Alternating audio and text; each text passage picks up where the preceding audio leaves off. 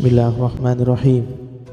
Assalamualaikum warahmatullahi ta'ala wabarakatuh. Ma'asyiral muslimin, keluarga besar Ahmad Yogyakarta, semoga Allah Subhanahu wa taala memberikan barokah dan keutamaan kepada kita para penuntut ilmu syar'i serta hadirin hadirat kaum muslimin muslimat dimanapun kita berada. Semoga Allah Subhanahu wa taala senantiasa memberikan hidayatul bayan dan taufik kepada kita semuanya untuk mengetahui sebuah kebenaran itu jelas tampak sebagai sebuah kebenaran.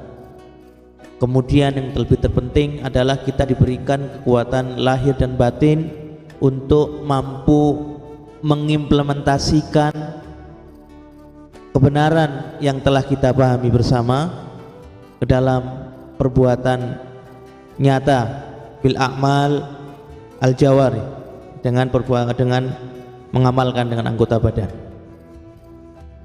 Para pemirsa, Bapak dan Ibu rahimani wa rahimakumullah, pada hari ini kita mulai masuk bab yang pertama dari pembahasan Syekh Ibnu Taimiyah. Sebagai awalan ataupun agar dalam kita memahami pasal per pasal dalam bab ini secara baik, maka pada kesempatan pekan yang lalu telah kita sampaikan paling tidak ada beberapa catatan. Kami menyebutkan pada pekan kemarin baru ada satu.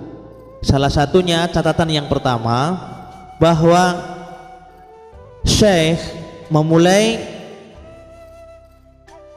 kitab ini, menulis kitab ini dengan muqaddimah yang cukup panjang. Bahkan kalau saya bilang sangat panjang dibandingkan dengan isinya, karena isinya hanya 60 halaman, kemudian muqaddimahnya ada 10 halaman, jadi seperenamnya sendiri itu merupakan sesuatu yang cukup banyak begitu. Mengapa demikian? Telah kita sampaikan pada kesempatan pekan yang lalu bahwa sebelum Syekh menyampaikan poin-poin ataupun bab-bab dalam pembahasan tazkiyatun nafas, pensucian jiwa, saya memulainya dengan muqaddimah yang cukup panjang. Sehingga dengan muqaddimah yang panjang ini, masing-masing kita, ma'asyiral muslimin rahimani wa rahimakumullah, kita akan mampu menimbang, menilai, kemudian menempatkan sesuatu secara adil dalam konteks yang bagaimana dan konteks yang dengan konteks yang semestinya, sehingga tidak ada lagi di antara kita ini perselisihan yang sifatnya mendasar secara kaidah. Kalaupun kita secara pribadi, mohon maaf, mungkin ada nilai egois dalam diri kita atau kecenderungan jiwa kita pada satu konsep ataupun satu pemahaman atas konsep dalam agama ini, toh itu tidak boleh menjadikan kita kemudian untuk menutup diri menerima kebenaran dari yang lain. Dan dalam hal ini saya memberikan garis tegas bahwa kitab ini membahas bagaimana kita mensucikan jiwa secara gamblang dengan cara menunjukkan contoh-contoh ataupun sunnah-sunnah apa-apa yang dilakukan oleh Nabi SAW, baik secara perbuatan, perkataan maupun penetapan, dan itu diikuti oleh para umat terbaik yang disebutkan langsung dalam rekomendasi Rasulullah SAW, khairul quruni qarni, 3 generasi awal, yang tentunya ini bukan sebuah pembatasan secara letterlek, artinya ini juga diikuti oleh ulama-ulama setelahnya yang mengikuti manhaj ataupun metode dalam beragama sebagaimana yang disabdakan oleh Rasulullah SAW, ma'ana alaihi wa ashabi, ya kebenaran itu apa-apa yang aku dan para sahabatku berada di atasnya. Sehingga sempat kami singgung juga pada pembahasan yang lalu, misalnya ada satu konsep dalam agama ini, kami ambil contoh zikir berjamaah atau berzikir dengan menggunakan kerikil atau semestinya ada yang lain, misalnya dengan tasbih dan sejenisnya lah. Ketika kita mendengarkan sebuah faedah bahwa para salafus soleh, para sahabat Nabi SAW dan juga Rasulullah SAW tentunya, dan sebutkan pada mukadimah yang lalu bahwa mereka ini tidaklah ketika mereka berzikir ini kecuali dengan menggunakan tangan. Ketika mereka mendengar pada sholat misalnya subhanallah, subhanallah, subhanallah, mereka berzikir dengan tangan. Tidak ada mereka berzikir dengan tasbih, apalagi dengan menghitung batu-batu. Bahkan ada beberapa athar yang sahabat Nabi saya menegur dengan keras, ini sesuatu yang menyelisih sunnah Nabi SAW. Nilai ataupun konteks yang harus kita ambil dari penjelasan ini, meskipun mungkin ini, paling ini bukan sesuatu yang ikhtilaf, anggaplah ini sebuah ikhtilaf yang mampu kami pahami bahwa meskipun ini dianggap katakanlah kita berbeda, kita berikhtilaf secara fikih, namun demikian metode yang terbaik sebagaimana kaidah laukana khairan lasabakuna ilaih, itu kaidahnya. Seandainya sesuatu itu baik, tentulah para salaful ummah ini telah mendahului dengan perbuatan baik itu.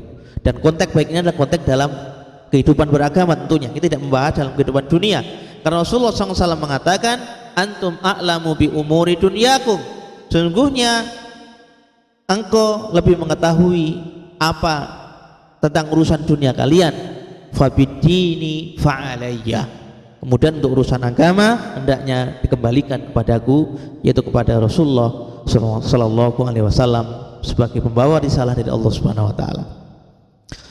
Maka meskipun sekali lagi secara fikih mungkin kita berbeda, tapi karena kaidah dasar, kaidah pokok yang harus kita pegang, laukana khairan lasabaquna ilaihi, seandainya sesuatu itu baik, maka pastilah para salaful ummah ini telah mendahulunya. Dalam konteks beragama, kalau kita pengen agamanya baik, agamanya selamat, agamanya benar, agamanya lebih mendekati kepada kebenaran, maka yang terbaik adalah dengan mencontoh ataupun meniru, mengikuti apa yang telah dicontohkan, apa yang telah diimplementasikan oleh Rasulullah SAW dan orang-orang setelahnya yang mengikuti kaidah ini dengan baik. Terlepas meskipun okelah kita menyadari apa itu kemudian haram mutlak Ustadz, ketika orang berzikir dengan menggunakan batu atau tasbih, sudah itu dikesampingkan dulu. Yang jelas mengikuti kebenaran yang sudah pasti, kemudian meninggalkan keraguan-keraguan atau hal-hal yang masih bersifat nisbi, artinya masih ada sisi-sisi terang dan sisi-sisi gelap. Nah ini perlu dicatat, karena ini merupakan satu kaidah besar, ya. Karena kalau kita bermudah-mudahan dalam melakukan sesuatu yang samar-samar, maka bisa jadi kita masuk dalam kategori yang disabdakan Rasulullah SAW, faman ittaqa syubuhati faqad istabara lidini wal irdi, barang siapa yang menjaga diri dari hal yang syubhat, maka dia telah menjaga kehormatan dan agamanya. Sebaliknya, waman waqa'a fi syubuhati faqad waqa'a fil harami, orang yang bermudah-mudahan menggampangkan urusan, menyepelekan untuk berada di zona yang masih samar-samar, di zona yang dalam ranah syubhat, maka potensi ataupun kemungkinan untuk jatuh dalam hal yang haram atau minimal makruh itu sangatlah besar. Maka sebaik-baik orang adalah min husni islamil mar'i tarkuhu ma la ya'ni. Mas baik-baik orang adalah melakukan sesuatu yang tidak bermanfaat, dan dia yang tidak bermanfaat adalah menyepelekan, bernyaman-nyaman kita dalam zona yang masih ikhtilaf atau zona yang masih samar-samar. Lebih baik kita mengamalkan apa yang sudah jelas secara tekstual, secara eksplisit maupun implisit, bagaimana ketika Rasulullah SAW dan para salaful ummah ini dalam menjalankan agama yang mulia ini. Dalam konteks ini mungkin adalah konteks zikir setelah sholat.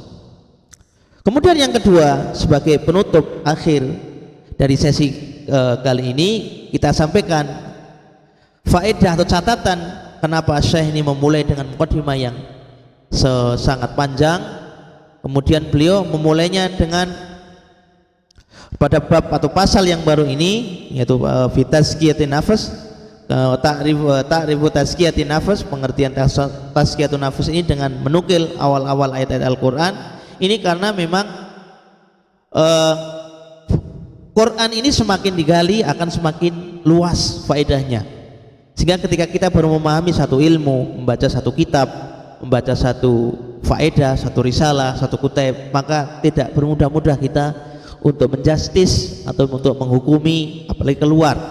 Toh kalaupun kita secara terang telah jelas memahami sebuah kaidah ataupun sebuah kebenaran, okelah untuk masukkan ke dalam, itu sah dan memang harus, karena sebaik orang adalah orang yang mampu untuk berintrospeksi diri, untuk selalu meningkatkan kualitas dirinya, meminimalisir hal-hal yang tidak baik buat dirinya. Namun untuk keluar maka perlu kaidah-kaidah lain yang itu memang harus dijelaskan tersendiri secara terperinci dalam sesi-sesi yang lain, pembahasan yang lain, dalam bab-bab ataupun topik-topik yang lain.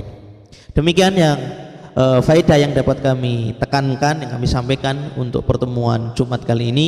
Mudah-mudahan Allah Subhanahu wa taala semakin memberikan kekuatan lahir dan batin kepada kita semuanya, mantap dalam menetapi kebenaran, kemudian yakin dan optimis bahwa kebenaran itulah yang Allah kehendaki, dan kebenaran itulah nanti yang akan menang, serta kebenaran itu sendiri yang akan menunjukkan kita ke jalan Allah Subhanahu wa taala. Dan itu semuanya berkat rahmat dan hidayahnya. Kewajiban kita adalah berikhtiar dengan cara thalabul ilmi, dengan memperdalam ajaran agama kita sebagai bagian dari kebaikan. Man yuridillahu bi khairan yufaqihu fiddin.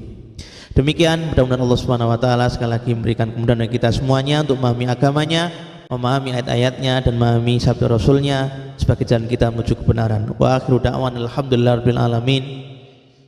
Assalamualaikum warahmatullahi wabarakatuh.